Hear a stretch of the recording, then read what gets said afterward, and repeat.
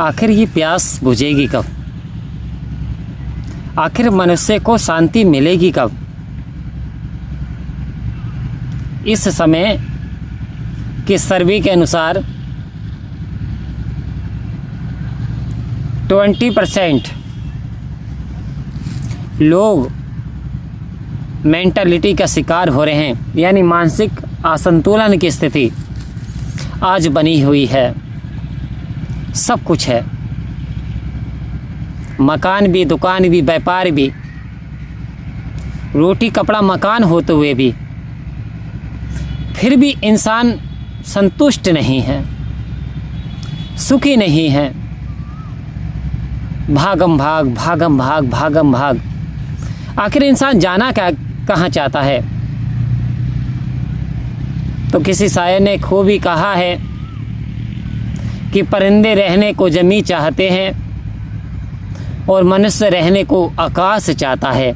यानी मनुष्य रहने को, उड़ने को पंख चाहता है, और जो परिंदे हैं वो उड़ उड़ के थक गए, तो इसलिए वो जमी चाहते हैं, जमी पर रहने के लिए।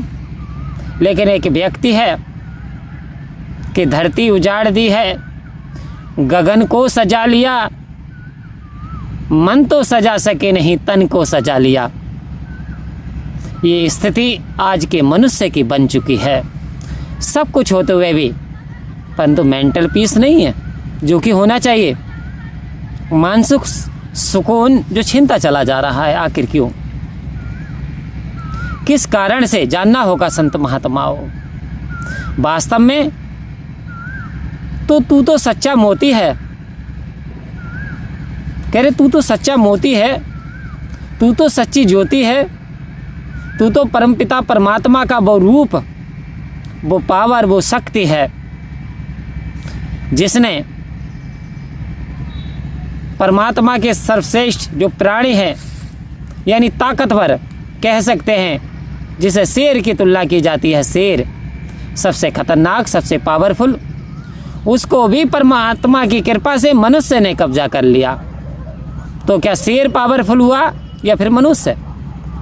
यानी कह सकते कि मनुष्य शक्तिशाली शेर से हुआ।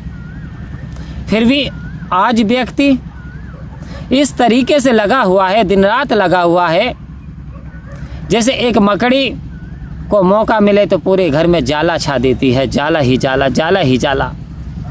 ऐसे ही व्यक्ति अपने काम में इतना उलझ जाता है, इतना उलझ जाता है कि फिर वो मकड़ी के समान जाले में फंस जाता है। क्योंकि कहते हैं कि जब आते हैं गृहस्थी के फेर तो मकड़ी के जाले में फंस जाते हैं शेर। आओ संत महात्माओं, यदि बार बार ये गलती करते हैं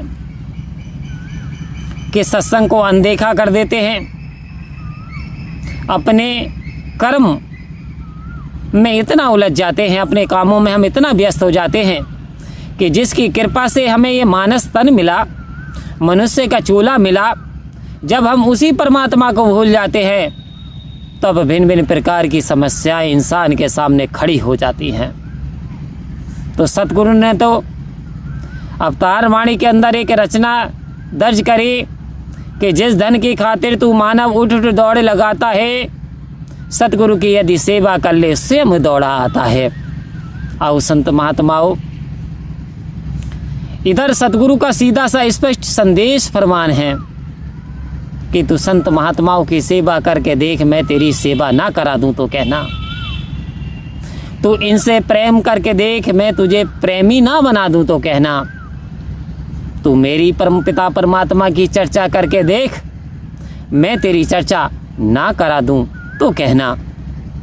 आओ संत महात्माओं, इसका प्रमाण बिल्कुल स्पष्ट व सटीक है। महाभारत के काल के युद्ध के समय की बात है, जब एक ऐसे योद्धा से भगवान श्री कृष्ण की मुलाकात हुई जिसका नाम बर्बरीक था। बर्बरीक से पूछा, भाई आप किसकी तरफ से युद्ध लड़ोगे? तो बर्बरीक ने कहा, मेरी माँ ने कहा कि जो युद्ध हारेगा बेटा तू उसकी ओर से युद्ध लड़ना, मैं तो हारते की तरफ से लड़ूंगा। भगवान श्री कृष्ण को सारी नॉलेज थी। बोले कौरव हारेंगे तो ये कौरवों की तरफ से लड़ेगा तो ये कौरवों को जिता देगा। अर्थात उन्होंने कहा, मैं ब्राह्मण हूँ और मैं तुमसे कुछ वरदान चाहता हूँ। तो खुशी खुशी बर्बरिक ने एक बात कही, मांग लो जो चाहते हो वो मैं दूंगा। कहते मुझे तेरा शीश चाहिए। क्यों चाहते थे? क्योंकि उन्होंने एक टेस्ट लिया था। उन्होंने कहा भाई तुम कैसे जिता सकते हो बताओ। तो कह रहे जितने ये पेड़ के पत्ते हैं मैं एक ही बाण में सारे पत्तों को भेद सकता हूँ। अच्छा करके दिखाओ। तो भगवान श्री कृष्ण ने एक पत्ता तोड़ करके और जो पैर में दबा लिया था, बाकी सारे पत्ते तीर ने एक बार में वो छेद कर दिया, छेदन, और वहाँ पे एक ही पत्ता ओनली वन लीफ बचा। तो वो भी पैर के नीचे था इसलिए बच गया। सो उन्होंने बर्बरिक का सिर काट दिया और बर्बरिक से वरदान में पूछा कि तुम क्या चाहते हो। कहते मैं महाभारत को देखना चाहता हूँ, मैं आपकी कृपा चाहता हूँ। तब भगवान श्री कृष्ण ने ये वरदान दिया था कि लोग तुम्हें खाटू श्याम के नाम से यानी कलयुग में तुम्हारी पूजा भी करेंगे, तुम्हारी फेमसी बढ़ेगी। तो कहते हैं जब कृपा भगवान की होती है, जब कृपा जो कह देते हैं वो हो जाता है। और आज क्या है, आज खाटू श्याम की स्तुति लोग कर रहे हैं, आज पूजा पाठ कर रहे हैं। वही बर्बरिक जो भीम के लड़के के यानी पोते बर्बरिक।